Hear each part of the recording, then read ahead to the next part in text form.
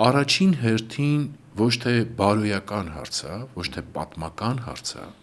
ոչ թե ներողություն խնդրելու կամ չխնդրելու հարց է, առաջի հերթին պիտի մենք մեր համար ֆիքսենք, որ ցեղասպանության հարցը, նրա հնարավոր ճանաչումը եւ այլը, անվտանգային խնդիր է։ Ինչով ասա պայմանավորված, ինքնին շատ պարզ է բանաձևը։ Եթե ինչ-որ բան արված է որևէ հանցագործություն,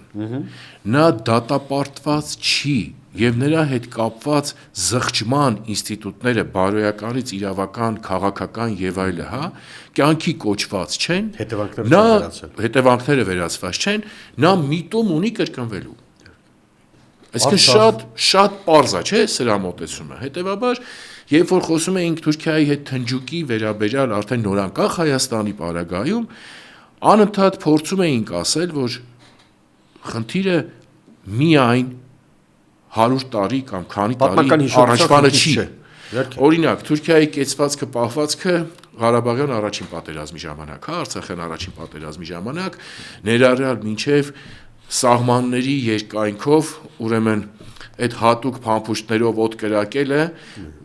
անընդհատ հայտարարությունները, որ անգամ սահմանը կանցնեն, ուրեմն սահմանամերձ ազգաբնակչությանը մեր հոգեբանական նաև ահաբեկման ենթարկելը եւ այլը, եւ հիշեցնեմ, որ այդ ամեն ինչը դադարում է,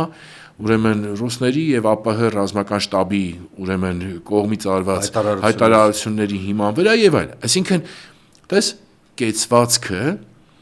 իրեն արտահայտեց առաջին իսկ հնարավորության պարագայում։